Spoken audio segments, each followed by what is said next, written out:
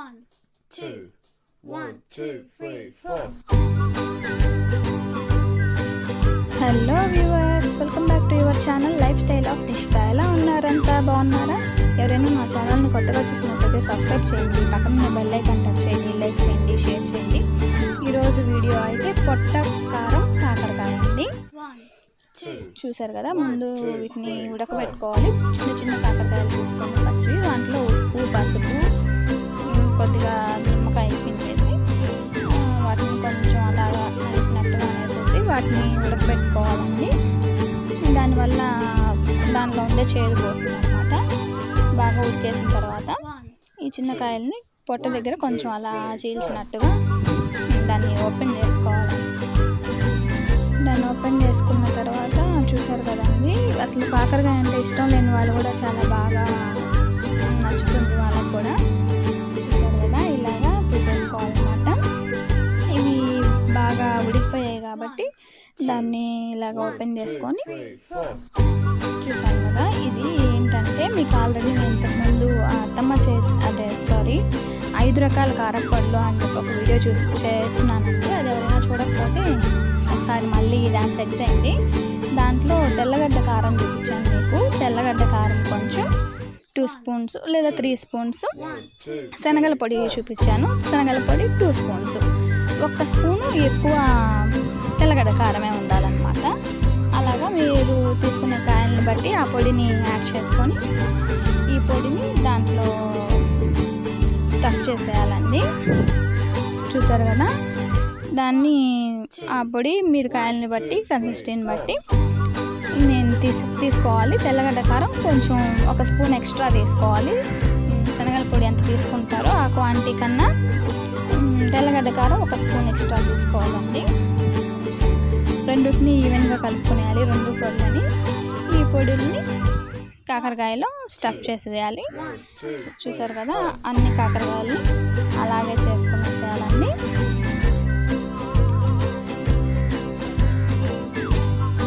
చూస్తున్నారు కదా, చాలా బాగుంటుందండి. అసలు నేనైతే మామూలుగా కాకరకాయ పెద్ద లైక్ చేసేదాన్ని కాదు, కానీ అత్తయ్య వాళ్ళ ఇంటికి వచ్చాక అత్తయ్య కాకరకాయ పచ్చిపులుసు చేస్తుందండి. అది కానీ కాకరకాయ పొట్టకారం అంటారు ఇది. అండ్ కాకరకాయ ఫ్రై చేస్తారు, ఓన్లీ నూనెలోనే వేయించి. అసలు చాలా బాగుంటుందండి.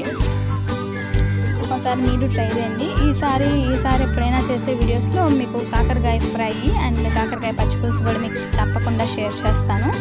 ఒక్కసారి కానీ అలా చేసుకున్నారంటే ఇంకా అసలు మర్చిపోరండి ఆ టేస్ట్ని.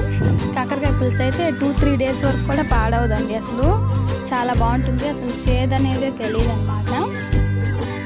నాకైతే చాలా బాగా నచ్చింది. మీకు డెఫినెట్గా నచ్చుతుందండి. ఈసారి వీడియోలో మీకు తప్పకుండా ఆ కాకరకాయ పచ్చిపులుసు షేర్ చేస్తాను. ఒకసారి మీరు కూడా ట్రై చేయండి. నాకు తెలిసి డెఫినెట్గా మీకు నచ్చుతుంది.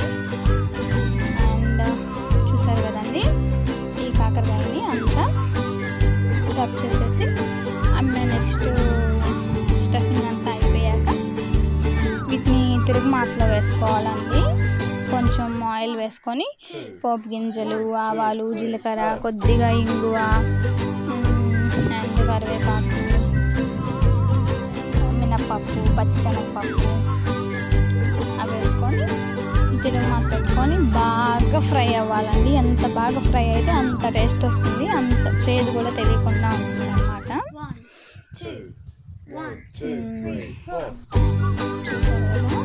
అత్తయ్య చేస్తూ ఉన్నారు, నేను వీడియో తీస్తూ స్టఫ్ చేస్తూ ఉంటే ఇందులో అమ్మాయి నేను స్టఫ్ చేస్తాను, నువ్వు వీడియో తీసుకోవాలని చెప్పారు అత్తయ్య. అత్తయ్య స్టఫ్ చేస్తూ ఉన్నారు. ఆల్మోస్ట్ అయిపోయిందండి స్టఫింగ్ అంతా.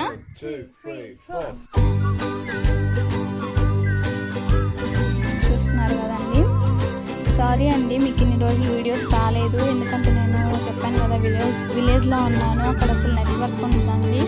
నేను ఎప్పుడైనా ఊర్లోంచి అలా బయటకు వెళ్ళినప్పుడు కానీ లేదా టౌన్లోకి వెళ్ళినప్పుడు అలాంటప్పుడు మాత్రమే నేను వీడియో అప్లోడ్ చేయగలుగుతున్నాను.